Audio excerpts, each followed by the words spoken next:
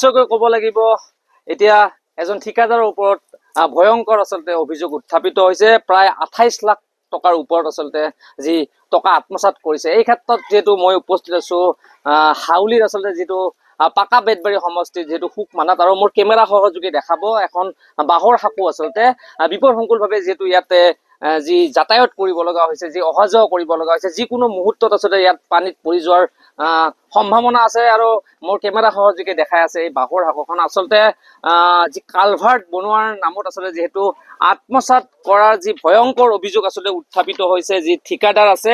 আৰু এই ক্ষেত্ৰত মই কথা পাতিম ইয়াৰে বাসিন্দা বা স্থানীয় লোক আছে মোৰ সৈতে, মই তেওঁলোকৰ সৈতে কথা পাতিবলৈ চেষ্টা কৰিম। কি ক'ব আচলতে ইয়াত কিন্তু যি যাতায়াত কৰাৰ সময়ত কিন্তু যিকোনো মুহূৰ্তত বিপদ হ'ব পাৰে। ধন্যবাদ এনি ভাৰত সাংবাদিক বন্ধুসকলক ধন্যবাদ জনাইছো। কথা হ'ল আমাৰ ইয়াতে যিটো উন্নয়নৰ নামত হয়তো স্কিমটো 28,14,500 টকাৰ স্কিম ধৰিছিল উইথ কালভাৰ্ট, বক্স টাইপ কালভাৰ্টৰ নামত।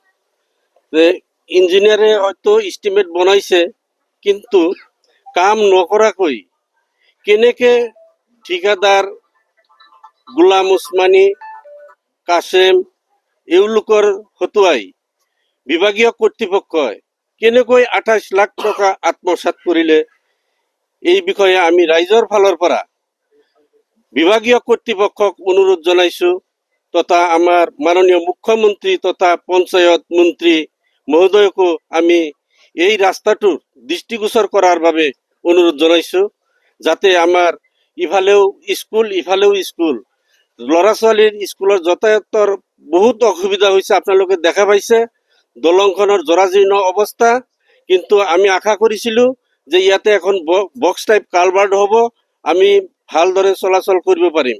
কিন্তু আমাৰ ৰাইজক তেওঁলোকে চেঁচা পানী খুৱাইছে। কি নাম ঠিকাদাৰৰ?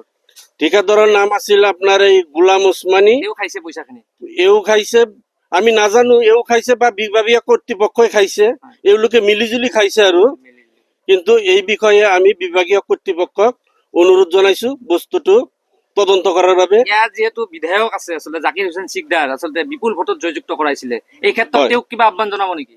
জাকিৰ হুছেইন চিকদাৰক আমি আহ্বান জনাও যে ভৱিষ্যতে তেওঁৰ কাৰ্যকালত ইয়াতে আমাৰ এখন RCC দলঙৰ ব্যৱস্থা কৰি দিয়ে যেন। এইটো আমাৰ ইলেকশ্যনৰ আগতেও তেখেতক কোৱা আছে, আৰু আজিও হয়তো আপোনালোকৰ জৰিয়তে তেখেতক অৱগত কৰালো। ঠিকাদাৰৰ নামটো আকৌ এবাৰ কওক।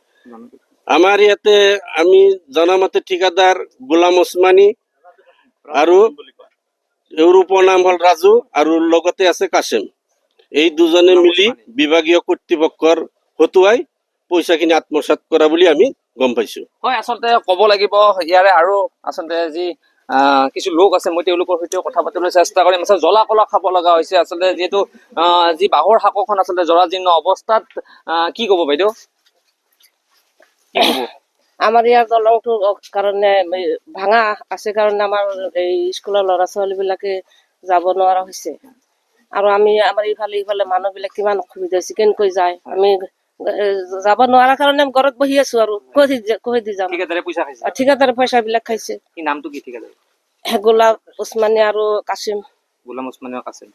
হয়, আচলতে মোৰ কেমেৰা সহযোগে দেখাব আচলতে যি এখন বাঁহৰ সাঁকো আচলতে জৰাজীৰ্ণ অৱস্থা, আচলতে যিকোনো মুহূৰ্ততে ইয়াতে আচলতে দুৰ্ঘটনা সংঘটিত হ'ব পাৰে, যিকোনো মুহূৰ্ততে আচলতে পানীত পৰি যাব পাৰে। আচলতে এই ক্ষেত্ৰত যিহেতু গোলাম উছমানী নামৰ যি ঠিকাদাৰ এজনে আচলতে পইচা যি টকা আচলতে প্ৰায় 28 লাখ টকাৰ ওপৰত আচলতে আত্মসাৎ কৰা অভিযোগ আচলতে উত্থাপিত হৈছে। এই ক্ষেত্ৰত জাকিৰ হুছেইন চিকদাৰকো আচলতে আহ্বান জনাইছে যাতে ব্যৱস্থা ল'বলৈ, কাৰণ এই অঞ্চলৰ ৰাইজে আচলতে যিহেতু যি আচলতে যাতায়াতৰ ক্ষেত্ৰত আচলতে যিহেতু যথেষ্টখিনি কষ্টৰ সন্মুখীন হ'ব লগা হৈছে, আৰু এই ক্ষেত্ৰত যি ঠিকাদাৰ আৰু আচলতে যি বিভাগীয় কৰ্তৃপক্ষ আচলতে যি 28 লাখ টকা আচলতে আত্মসাৎ কৰাৰো ভয়ংকৰ অভিযোগ উত্থাপিত হৈছে। এই ক্ষেত্ৰত আচলতে মুখ্যমন্ত্ৰীকো আচলতে আহ্বান জনাইছে, আচলতে এই তদন্ত কৰি আছে, উচিত তদন্ত কৰি আছে যাতে ব্যৱস্থা লয়। হয়, মোৰ কেমেৰা সহযোগীৰ সৈতে মই কৌশিক দাস, এনি ভাৰত 24।